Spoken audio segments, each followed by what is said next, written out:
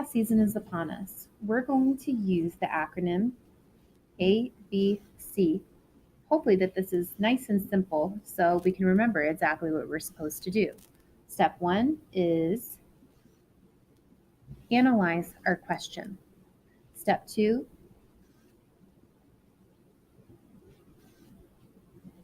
is brainstorm ideas. And step 3 is choose evidence. Remember that we usually use quotations for evidence in English class, but you won't have the book. So you're going to need to work off of memory here and use specific plot points to help you answer your essential question.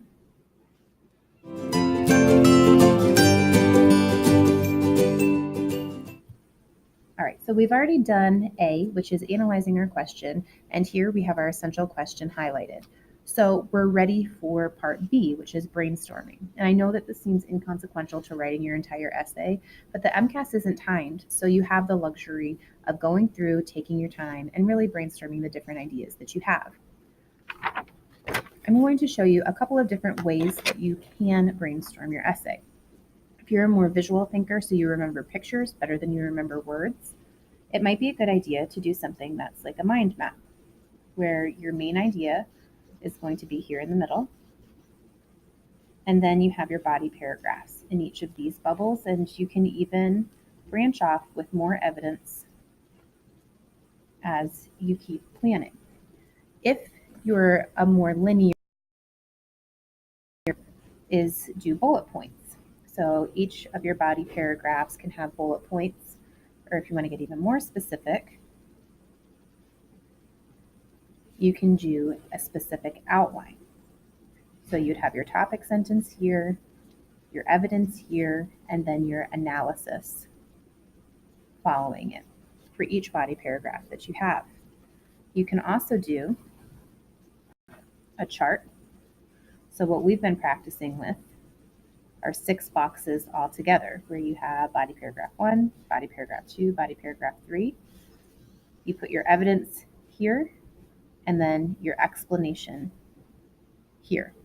If none of these work for you or the way that your brain works, you can come up with a different way of brainstorming. The important thing is that you hash out your ideas before you really get down to writing.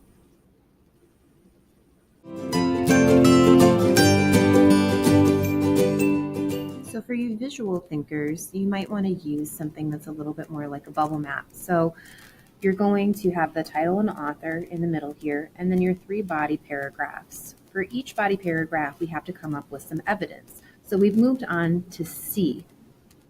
So for identify, we have to denote the character, and then ask what information our audience might need in order for them to understand where we're going.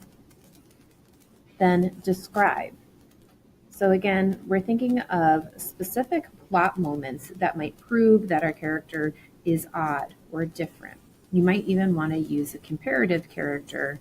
So for example, if you were working with Fahrenheit 451 and talking about how Guy Montag was odd or different, you can compare him to the foil character of Mildred because she was a pretty typical person within their society.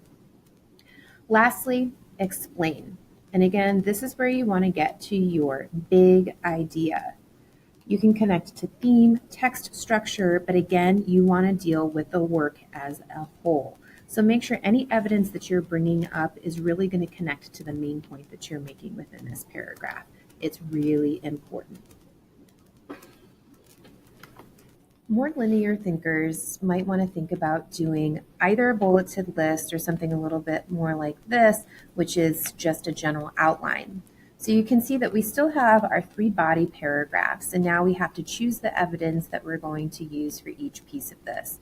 Again, because you're not going to have the book in front of you, you're going to paraphrase any plot points, which means that you're putting the plot in your own words.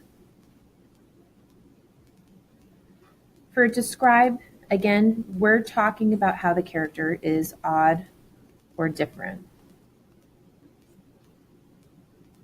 Be sure that any piece of evidence, so all of these pink items that I have here are directly addressing the question. So you're not going to bring up plot points that are not important to answering the question, and you really want to avoid summary, especially when you get to the explain point. This should be full of analysis. So when I always ask you those annoying questions of how do you know or why is that important, this is where that comes in.